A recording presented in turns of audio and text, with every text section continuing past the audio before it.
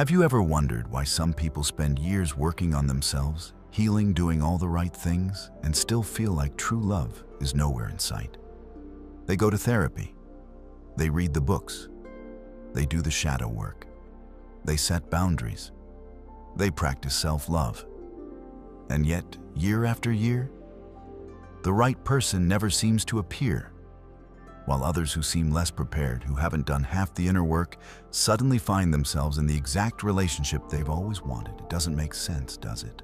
Until you understand what's really happening beneath the surface. Here's what most people don't understand. You are truly ready now.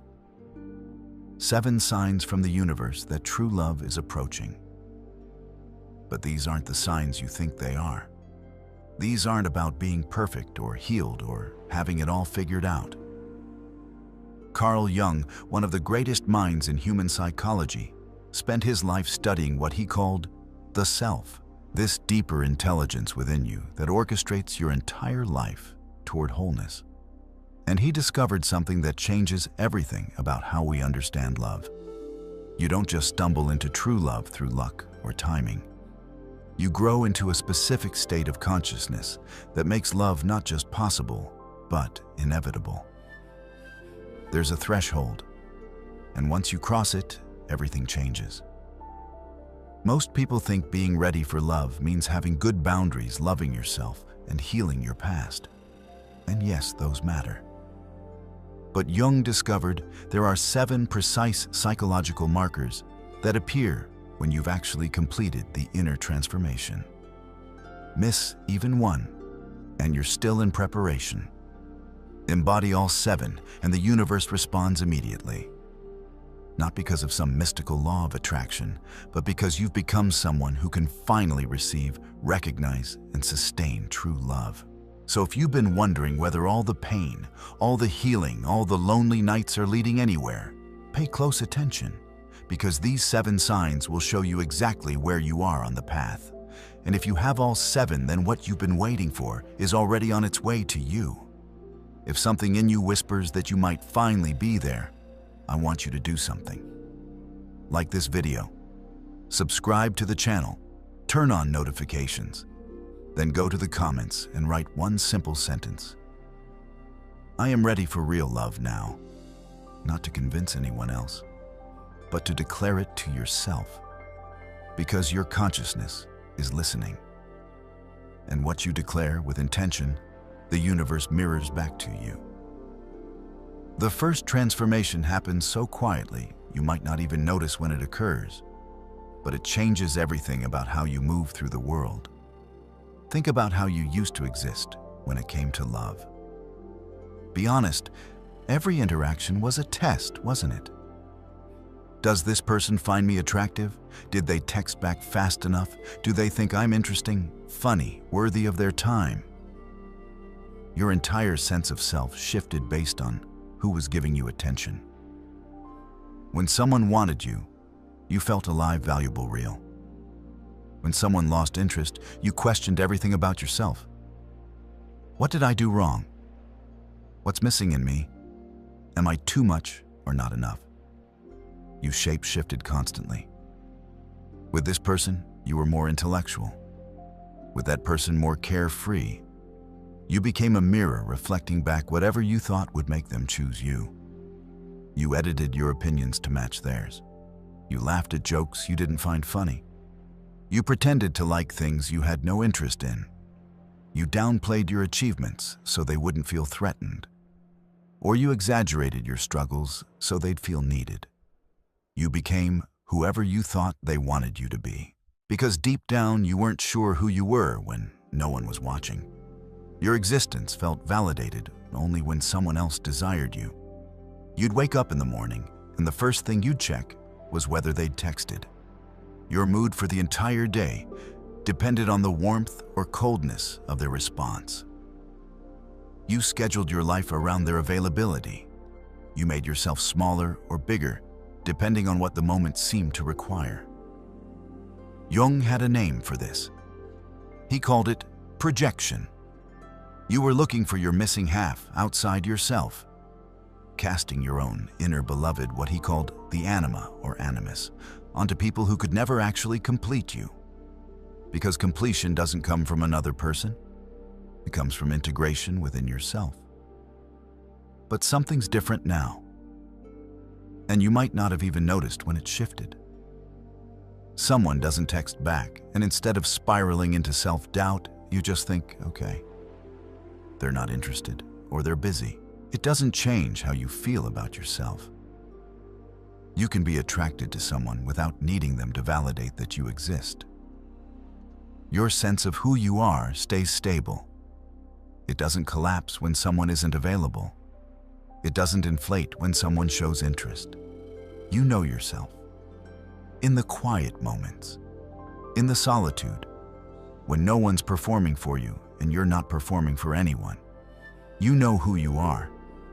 This withdrawal of projection is essential because you cannot attract healthy love while you're still using other people to tell you if you're worthy. The universe will keep sending you unavailable people, confusing people, people who can't see you clearly. Why? Because you're not seeing yourself clearly. You're still outsourcing your identity. But when you've withdrawn those projections, when you've brought that energy back home to yourself, everything changes. You become psychologically autonomous. And that autonomy is magnetic, because true love, the kind that lasts, the kind that doesn't consume you, requires two whole people, not two halves desperately seeking completion. When you stop searching for yourself in other people's eyes, you're finally ready to be seen for who you actually are. And that's when the right person can finally recognize you. So ask yourself honestly, do you know who you are when no one's validating you? Can you sit with yourself and feel solid, real enough? If the answer is yes, you've crossed the first threshold. And this shift creates the foundation for something equally important. Because knowing yourself intellectually is one thing. But trusting yourself in your body, that's where real transformation lives. There was a version of you that ignored every single red flag. You saw them. Of course you saw them. The inconsistency, the hot and cold behavior, the way they pulled you close and then disappeared, the excuses that never quite added up. You saw it all, but your mind talked you out of what your body was screaming. Maybe they're just scared of intimacy. Maybe they've been hurt before and need more time. Maybe I'm being too demanding, too impatient, reading too much into things. You convinced yourself that anxiety was chemistry, that the knot in your stomach was just nerves, that you were overthinking, and so you stayed.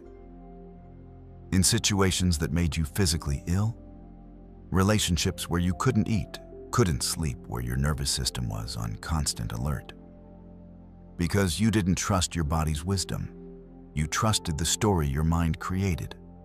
The hopeful narrative that if you just loved them harder, understood them better, gave them more time, everything would work out. Jung understood that the body holds truths that the ego desperately wants to deny. The unconscious speaks through sensation, through dreams, through that gut feeling you can't explain, but can't ignore. When you override your body's signals, you're essentially telling your deeper self, I don't trust you. I'm going to let my conscious mind, with all its fears and fantasies, make the decisions. But now, something fundamental has shifted. Your body speaks, and you actually listen. You're with someone, and your stomach tightens. You don't rationalize it. You step back. You notice. You let that sensation inform your choice. Someone plays games with your availability, and your nervous system goes on alert. You don't convince yourself it's passion. You recognize it as a warning. And here's what's equally important. You meet someone who's emotionally available, consistent, and kind, and your body relaxes, deeply relaxes. And you don't mistake that peace for boredom. You don't create drama to make it feel more familiar. You let yourself feel safe. You recognize that true love isn't supposed to feel like constant anxiety. This somatic wisdom, and this reconnection to your body's intelligence, is the second marker that true love is approaching. Your nervous system has been recalibrated. It's learned to distinguish between the familiar and the healthy, between anxiety and chemistry, between someone who triggers your wounds and someone who actually sees you. You've reconnected to your intuition, not the intuition that's really fear disguised as gut feeling, but the real deep cellular knowing that recognizes safety, recognizes danger, recognizes truth, and you trust it more than you trust your mind's ability to explain things away. This is crucial because you'll recognize true love not by how it makes you obsess, but by how it makes you breathe. How your system says, yes, this is right. How your body knows before your mind catches up. But even with this newfound trust in yourself, there's still a deeper integration that needs to happen. Because life isn't simple, and neither is love. For so long you lived in extremes, either desperately wanting love consumed by it, every dating app open, every interaction analyzed for potential, your entire identity wrapped up in finding someone.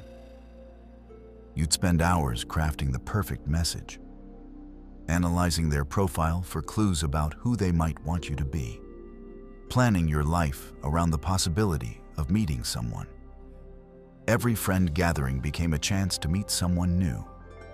Every solo activity felt like a waste because you weren't out there looking, or you swung completely the other way.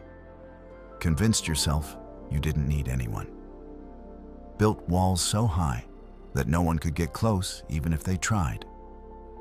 Told everyone you were perfectly fine alone and maybe you'd just be single forever, and that was totally okay when really underneath you were terrified. You wore your independence like armor.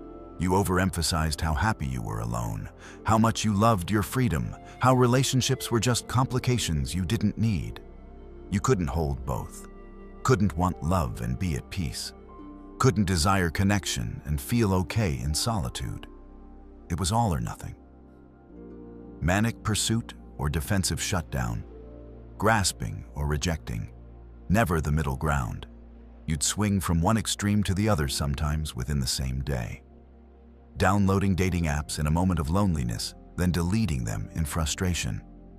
Telling yourself you were done with love, then falling apart when you saw a happy couple. Because holding both requires something most people never develop: the ability to live in paradox. To say I deeply want partnership and I'm completely okay if it doesn't happen tomorrow. To feel I desire intimacy and I don't need it to survive. To know I'm open to love and I'm not waiting for my life to start. This is what Jung called the union of opposites, the ability to integrate seemingly contradictory truths without collapsing into one or the other. It's a sign of psychological maturity, of a self that's strong enough to hold complexity without splitting. And you can feel when you've arrived here.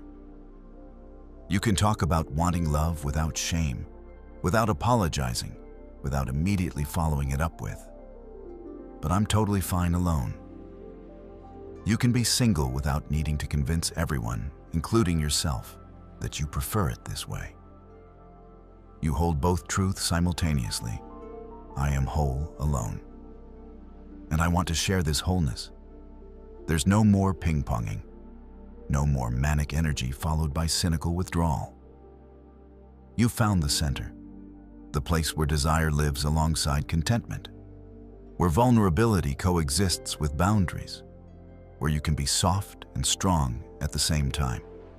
This is what makes you ready for real partnership, because desperation repels. It carries an energy of lack of need, of grasping, and people feel it even if they can't name it. But peace that doesn't deny desire, but holds it gently, that attracts. It signals to the universe, to other people, to potential partners. I'm not looking for you to complete me.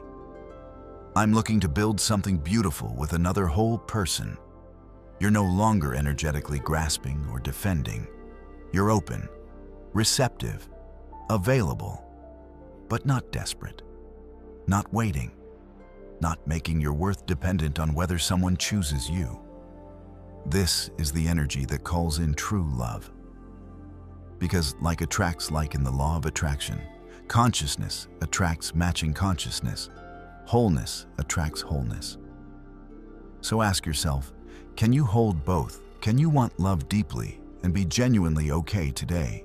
Can you desire partnership and still live fully right now?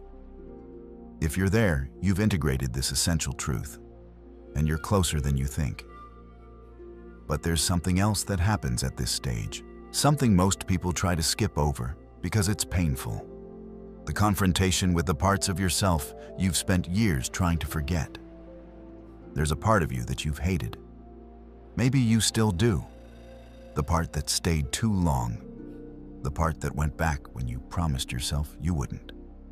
The part that ignored every red flag, every warning from friends, every moment of clarity that whispered, "This isn't right."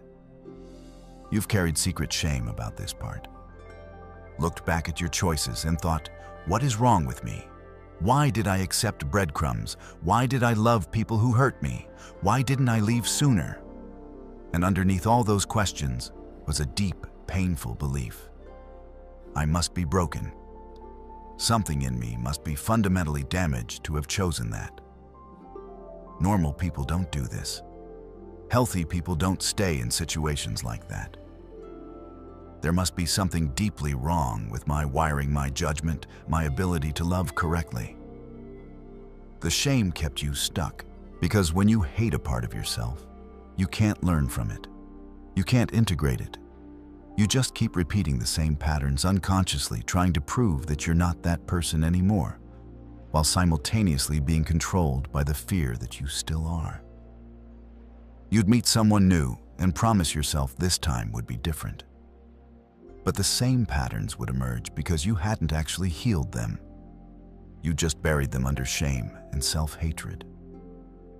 But Jung understood something most people never grasp. Your shadow, the parts of yourself you reject and deny, isn't your enemy. It's a repository of disowned energy, unintegrated experiences, and yes, painful patterns. But it's also where your power lives. What you reject in yourself, you attract in others. What you refuse to understand in yourself, you're doomed to encounter externally. So shadow work isn't about eliminating your darkness. It's about understanding it, making friends with it, seeing it clearly without judgment. And something in you has shifted. You can look at your past now without self-attack. You understand. That part of you wasn't stupid. She was loyal to old programming. She chose familiar pain over unknown peace because familiar felt safer. She stayed because leaving meant facing the original wound, the first abandonment, the core belief that love had to hurt to be real. She returned because she genuinely didn't know she deserved better. Not intellectually. You could say the words. But in her nervous system, in her body, in her deepest beliefs about herself, she thought that was the best she could get. Maybe even the best she deserved. And now, instead of hating her, you feel tenderness. Of course you stayed. You didn't know any other way. Of course you tried to love him into changing. You'd been taught that if you just loved hard enough, it would heal everything. Of course you ignored the red flags. Your survival once depended on ignoring red flags, on making dangerous situations feel safe. This compassion, this ability to hold your past self without judgment, is one of the most powerful signs that true love is approaching. Because shame keeps you repeating patterns unconsciously. Compassion allows you to choose differently. When you stop hating yourself for the past, you stop unconsciously recreating it. Your capacity to love the wrong people deeply is the exact same capacity that will allow you to love the right person with that same depth. The difference is, now you have discernment. Now you can direct that love towards someone who can actually receive it, honor it, match it. When shame surfaces now, and it will, you don't spiral. You witness it. You understand where it came from. You hold yourself through it. And that's integration. That's the shadow work that actually transforms you. Not performing healing, not talking about boundaries. Actually becoming someone who can choose differently because you've made peace with every version of yourself who couldn't. Here's something Jung knew that most people miss.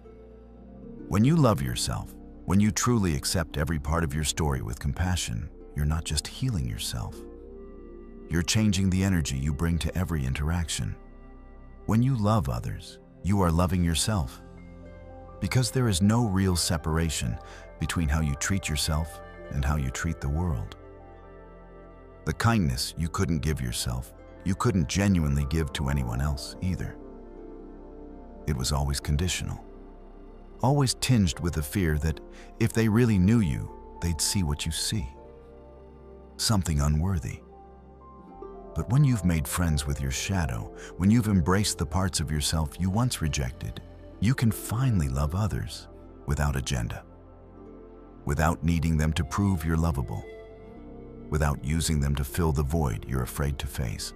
And that's when love and the universe align. That's when the right person can find you. Because you're no longer hiding, you're here, fully present, fully yourself, ready to be seen. Before we go further, if these truths are landing in your soul, if you're recognizing yourself in this journey, take a moment to subscribe and hit that notification bell. Then tell me in the comments which shift has touched you most deeply so far. Now let's talk about something that might make you uncomfortable. Because there's a difference between understanding these concepts and actually living them. And that gap is where most people get stuck. There was a phase where your healing was loud. Every breakthrough got announced. Every boundary you set became a social media post. Every therapy session insight turned into a story you told at parties. You talked about your growth constantly. Affirmations on the mirror, quotes about self-love plastered everywhere.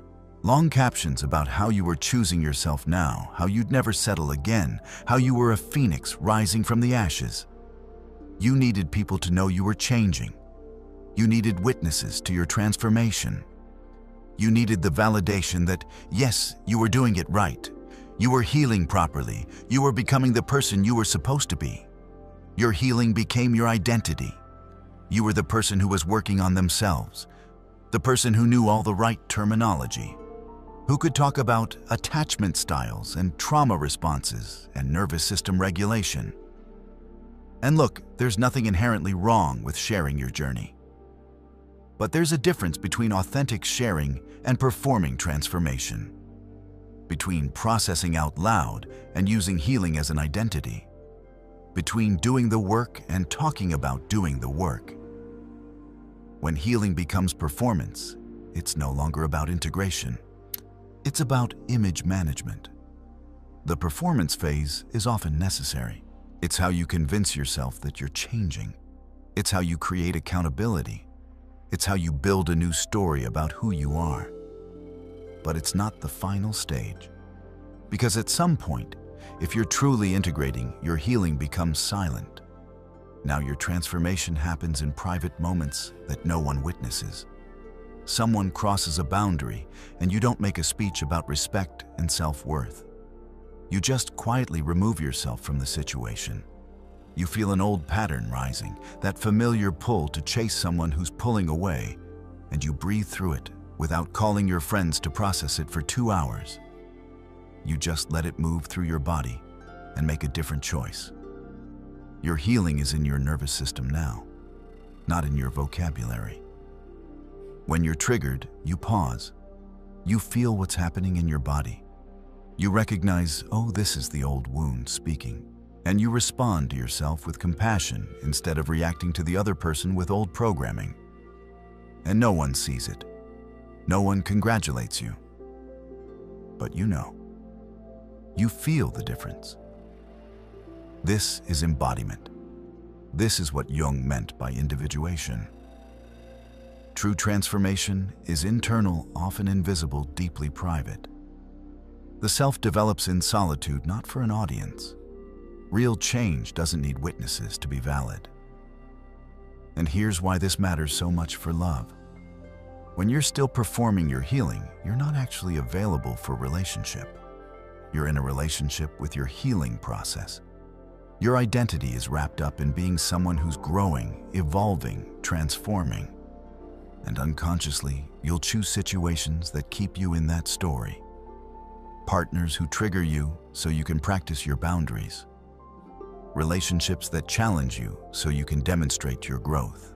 But when you've actually integrated the transformation, when it's just who you are now, you're finally available for something different. A partner won't be an audience for your healing theater. They'll be an actual person you're building an actual life with. You won't need them to validate that you've changed. You'll just be changed. And they'll meet you there. So notice, are you still announcing every shift, still needing external validation that you're evolving, or has your growth become quiet, private, embodied? Has it moved from your mind into your bones? If it has, you're ready. Not for someone who can witness your transformation, for someone who can meet you in your already transformed state. And when you reach this level of embodiment, something extraordinary starts happening. The external world begins speaking to you in ways you can't ignore. Pay attention, because this next shift is how you'll know you're in the final stages of preparation. You've probably noticed that when you're aligned with something, when you're truly ready for a shift, reality starts speaking to you. Not in vague coincidences you're desperately grasping at for meaning, but in synchronicities so specific, so perfectly timed that you can't dismiss them. You think about a question, something you've been wrestling with about love or readiness, or what you truly want, and within 24 hours, the answer appears. A friend texts you an article that addresses exactly that question. Not a similar topic. That exact question using language that mirrors your internal dialogue. A podcast episode comes on shuffle that speaks directly to what you needed to hear, as if the host was in the room with you when you were thinking those thoughts. A stranger in line at the coffee shop says something that lands like a message meant specifically for you. And you both pause, feeling the strangeness of the moment. Books fall open to the exact page you need. And I don't mean you're flipping through looking for answers. I mean you pick up a book you've had for years, and it literally falls open to a passage that speaks directly to where you are right now. You keep seeing the same numbers, the same symbols, the same themes appearing in completely unrelated areas of your life. Maybe it's a specific phrase that shows up in a conversation, then in an email, then on a billboard. The repetition feels intentional. Dreams get clearer, more instructive, almost directive. You wake up with insights that feel like they came from somewhere beyond your conscious mind. And here's what's different from before. You're not making these connections out of desperation. You're not assigning meaning to random events because you need to believe something's happening. These synchronicities have a quality of rightness, a felt sense of, yes, this is real. This means something. The universe is communicating. Jung spent years studying this phenomenon. He called it synchronicity, meaningful coincidence that reflects your inner psychological state. When you're close to a breakthrough, when your consciousness is shifting in fundamental ways, the outer world mirrors it back to you. Not through cause and effect, but through meaning. The internal and external are connected in ways our rational minds can't fully explain. And it's intensifying now, isn't it? People from your past reappearing, not to restart old stories, but to show you how different you are. You run into an ex or someone you used to be entangled with and you feel nothing. No pull, no unfinished business. Just clear recognition. That was a lesson, not my destiny. And you're grateful for the confirmation. Doors closing with impossible timing. You almost pursue some opportunity, and it gets blocked, delayed, falls through. And later you see why. It would have derailed you, taken you backward, kept you in an old pattern. The universe or the self protected you. without you even knowing you needed protection. New opportunities appearing that have nothing to do with romance, but everything to do with becoming who you need to be. A job offer that requires you to step into more confidence. A creative project that asks you to trust yourself. A friendship that feels unusually nourishing and safe. Your external life is being reorganized to match your internal readiness. You might feel it as an inner knowing that's hard to articulate, but absolutely real. You're in a transition chapter. You can sense it. Something's shifting, not just in you, but around you, in the field of possibilities, in what's available to you now that wasn't before. You wake up with more hope, even though your circumstances haven't dramatically changed. You just know. I'm not going to repeat the old story. Something new is coming. This isn't delusion. This isn't wishful thinking. This is your consciousness recognizing that you've reached a threshold. The inner work is complete enough. The alignment is there. And now the outer reality, including the right person finding their way to you, is catching up to match what you've become internally. Synchronicities intensify right before major life shifts. It's one of the universal signs of love approaching, the self preparing you, reality confirming you're ready, your inner and outer worlds beginning to merge in new ways. If you're experiencing this, and I mean truly experiencing it, not forcing meaning onto random events, then you're close. Closer than you might think. But there's one final transformation, one last threshold to cross, and it's the one most people never reach, because it requires something radical, something that goes against everything you've been taught about, waiting for love to find you. This is where everything we've talked about comes together into a single, undeniable truth. You can have all the previous signs. You can have withdrawn your projections. You can trust your body. You can hold paradox. You can have integrated your shadow. You can have embodied your healing. You can be receiving synchronicities and still not magnetize true love. Because there's a difference between being ready for love and becoming the vibration of the love you want to experience.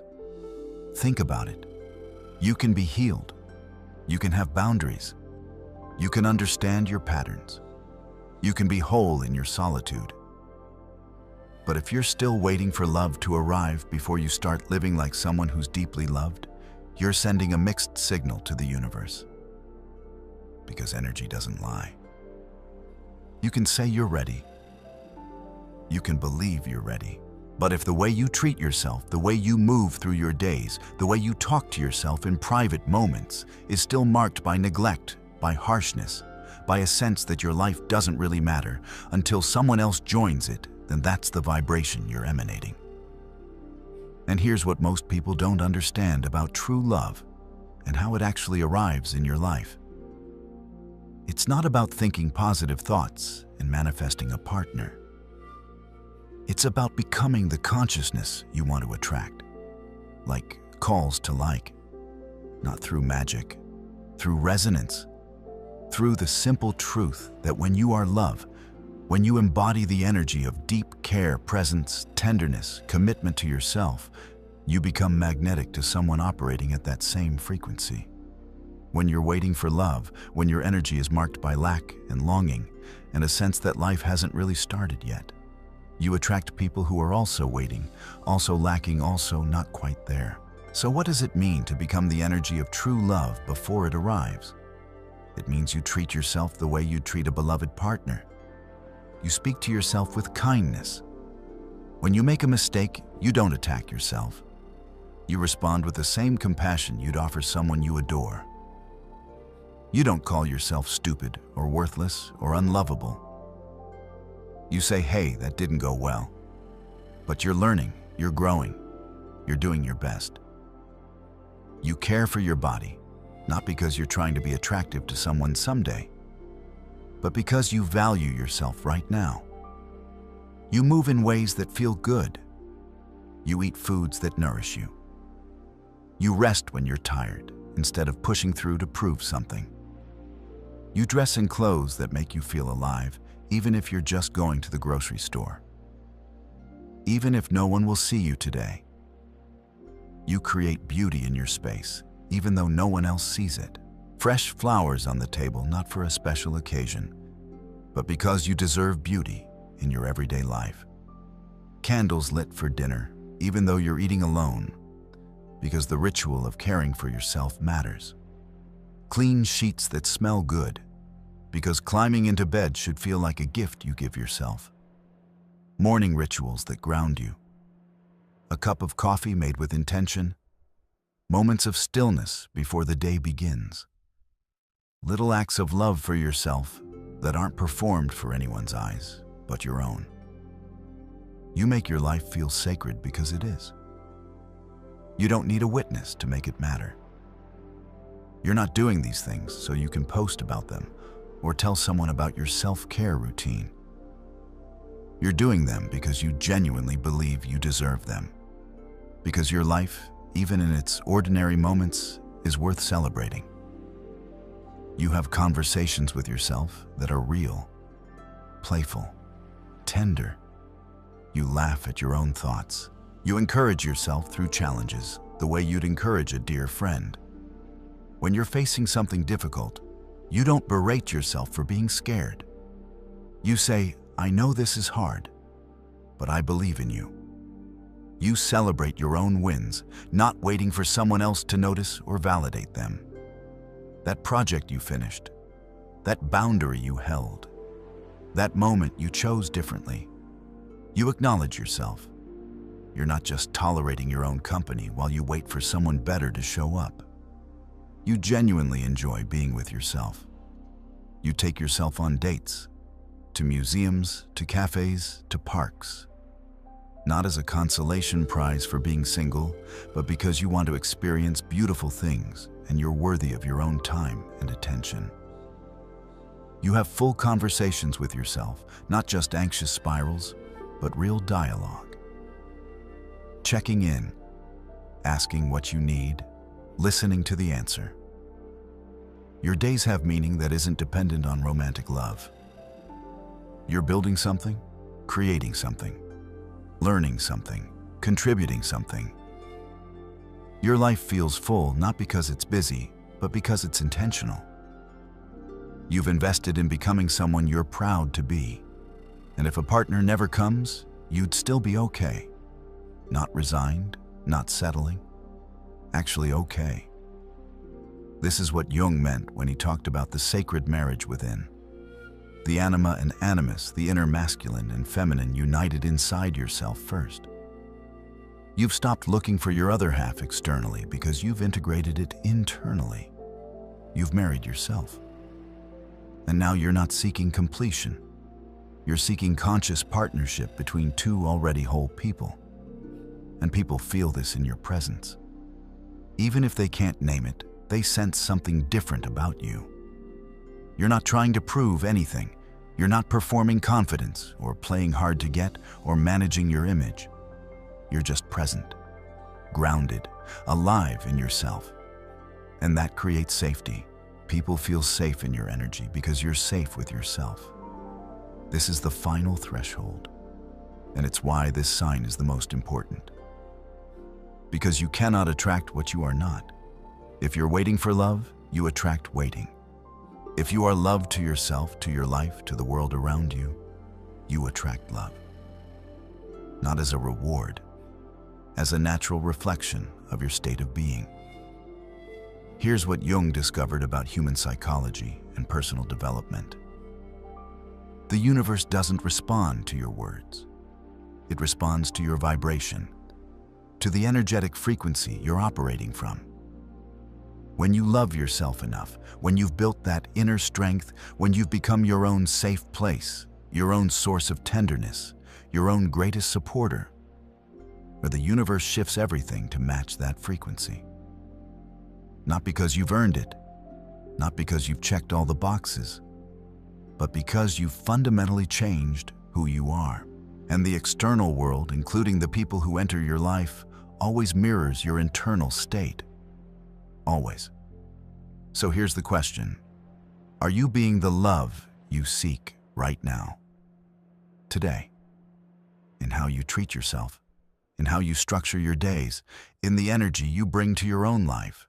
Are you speaking to yourself the way you'd want a partner to speak to you? Are you creating the kind of home environment you'd want to share with someone? Are you living with the presence and intention and care you'd bring to a relationship? If the answer is yes, then you're not just ready, you're magnetic. And the right person, someone who's also done this work, who's also become whole, is being drawn to you right now. Because that's how the universe actually works.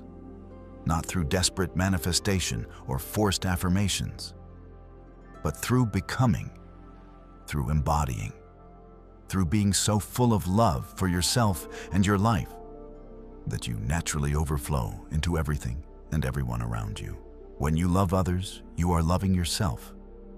When you give kindness, presence, generosity to the world, you're reinforcing your own worth. You're telling yourself through your actions, I am someone worthy of love. I am someone capable of love. I am love. And that energy, that Carl Jung relationship with yourself, that inner wholeness, it creates a field around you, an electromagnetic pull. People are drawn to it without knowing why. Opportunities appear, doors open, and the right person, the one who's been doing their own work, who's been becoming whole in their own way, they feel that pull too. They recognize something in you, a mirror, a match, someone who isn't looking to be saved or to save, someone who's ready for real partnership. You are you, fully, authentically, unapologetically, and the choice is yours. The choice has always been yours, to wait for someone else to make you feel worthy, or to claim your worthiness right now, to postpone living fully until love arrives, or to live so fully that love has no choice but to join what you've already created, to keep searching outside yourself for completion, or to become so complete within yourself that partnership becomes an expansion, not a rescue. This is the final sign, the ultimate marker that true love is not just approaching, but inevitable, because you've stopped waiting for it to happen to you. You've become the very thing you've been seeking. And when two people who've reached this level of wholeness finally meet, it's not about filling gaps. It's about building something neither could build alone. It's about choosing each other every day, not from need, but from genuine desire to create together. Let's look at what you've actually accomplished if you have all 7. Because this isn't a checklist. This is a map of complete psychological transformation. A journey through your own depths that most people spend their entire lives avoiding. You've withdrawn your projections. You're no longer looking for yourself in other people's responses to you. That's autonomy. That's psychological freedom. You trust your body's wisdom. Your somatic intelligence guides you toward what's healthy and away from what isn't. That's embodied truth. That's listening to the deepest parts of yourself. You can hold paradox, desire and peace, longing and contentment, independence and intimacy. That's psychological maturity. That's the mark of a self that's strong enough to contain complexity. You've integrated your shadow, made peace with every version of yourself who didn't know better.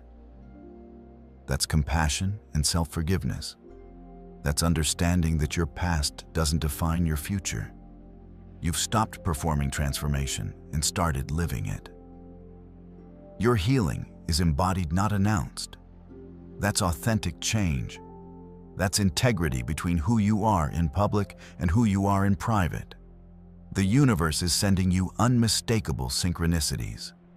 Reality is confirming your readiness. That's alignment. That's the external world mirroring your internal shifts. And you've become the energy of the love you seek. You are to yourself what you want a partner to be. That's magnetic wholeness.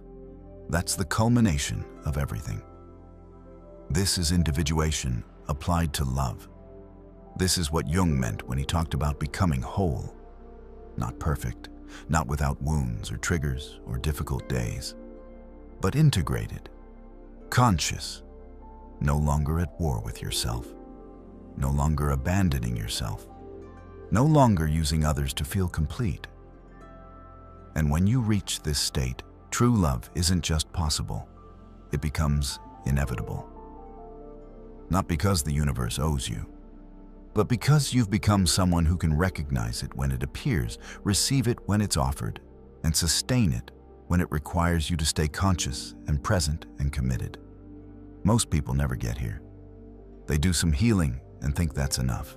They set some boundaries and wonder why love still feels hard. They wait for someone to choose them instead of becoming someone who has already chosen themselves so completely that partnership becomes a choice, not a need. But you, if you have all 7 signs, you've done the work most people avoid their entire lives. You've faced your shadow. You've integrated your past. You've learned to trust yourself. You've become whole. And that matters. Not because it guarantees a fairy tale, but because it means when love comes, and it will, you'll be able to actually live inside it without destroying it or yourself. So what happens when true love finally arrives, after you've embodied all 7 signs? Let me be honest with you. It won't be perfect. It won't be painless. Real love, the kind that lasts, the kind that transforms you, will trigger every remaining edge you have. It will ask you to grow in ways you didn't know you still needed to. It will require you to stay conscious when every old pattern wants to take over. But here's what will be fundamentally different.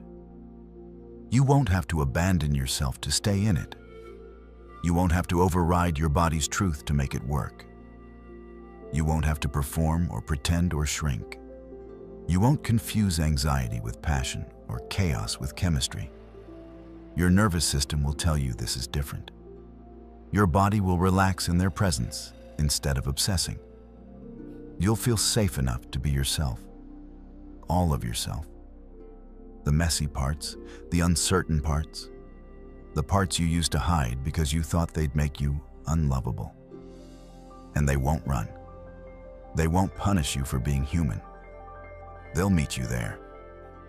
Conflict won't mean abandonment. Disagreement won't mean the end. You'll be able to say that hurt me without it becoming a referendum on the entire relationship.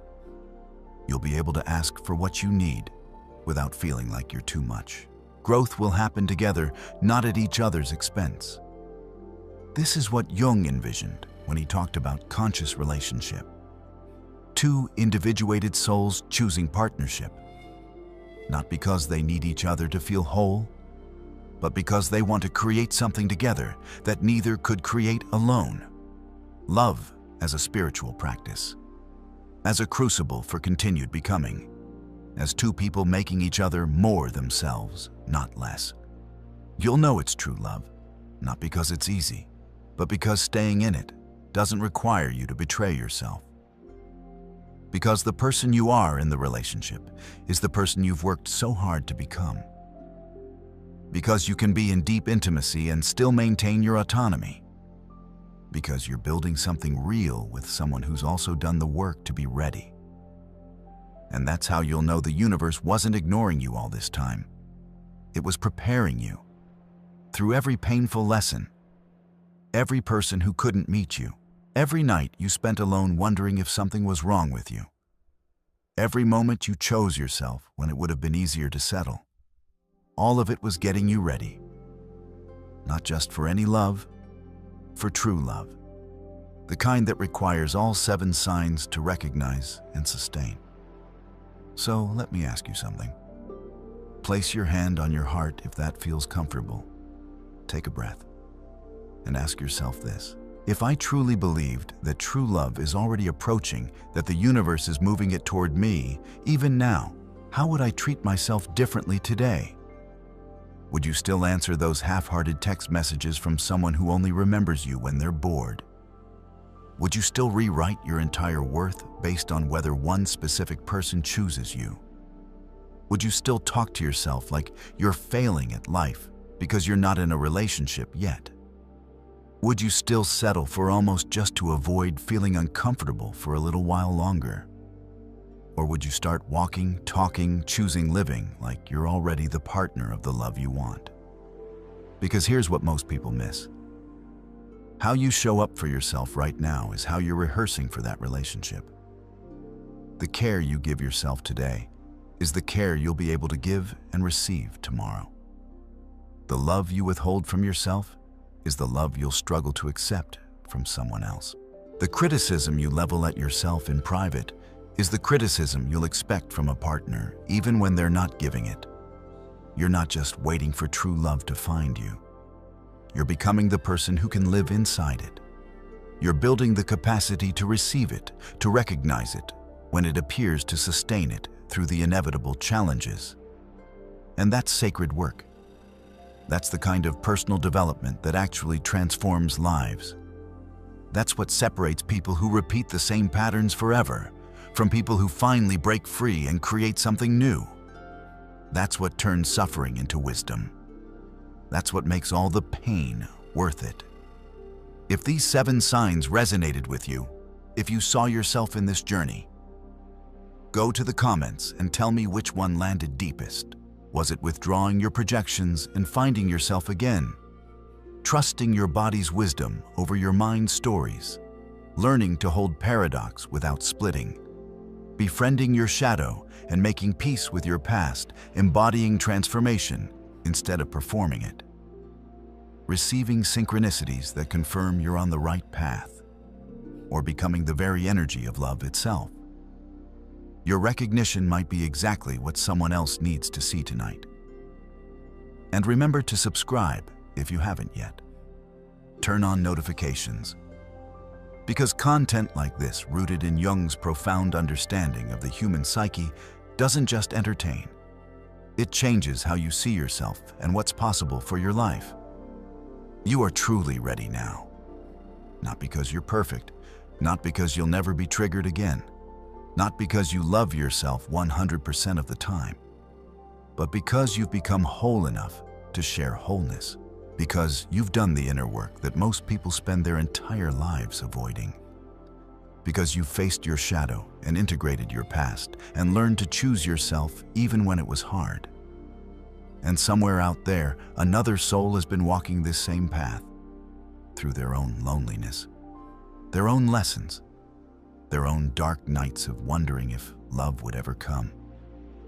They've been doing their work too, becoming whole in their own way, preparing themselves to meet someone who's also ready. And when your paths finally cross, you'll recognize each other, not as saviors, not as people who will complete the missing pieces, but as 2 sovereign beings who've chosen to create conscious partnership. 2 people who can say, I don't need you to survive, but I want you in my life. I'm whole alone, and I choose to build something with you. That's the kind of love these 7 signs prepare you for. Not the love that consumes you, the love that expands you, not the love that fixes you, the love that sees you and chooses you anyway. Not the love that completes you, the love that celebrates the wholeness you've already become and invites you to keep growing together. And you'll know, not because it's perfect or painless, but because for the first time in your life, you won't have to abandon yourself to stay in it. You won't have to override your truth to make it work. You won't have to shrink or perform or pretend. You'll just be fully yourself, deeply loved, finally home. That's how you'll know the universe was never ignoring you. It was shaping you, preparing you, getting you ready for the love you always deserved, but couldn't receive until you became who you are now. And now, with all 7 signs present, you're ready. The universe knows it. Your soul knows it. And soon the right person will know it too. You are truly ready now. 7 signs from the universe that true love is approaching. And it's not approaching some distant version of you. It's approaching you. Right here, right now, exactly as you are. When you love yourself enough, when you've built that inner strength, when you've become whole within yourself, that the universe responds. It has to, because you've changed the frequency you're operating from. You've become someone who doesn't just hope for love. You embody it. You are it. And the choice, as it's always been, is yours. To keep waiting, or to start being. To keep searching, or to start becoming. To keep hoping someday you'll be ready, or to recognize that you are ready. Right now, in this moment, with everything you've survived and integrated and become. You are you, fully, beautifully, powerfully, and the love you seek is already on its way. Not because you've earned it through suffering, but because you've become it through transformation. And that changes everything. Ready?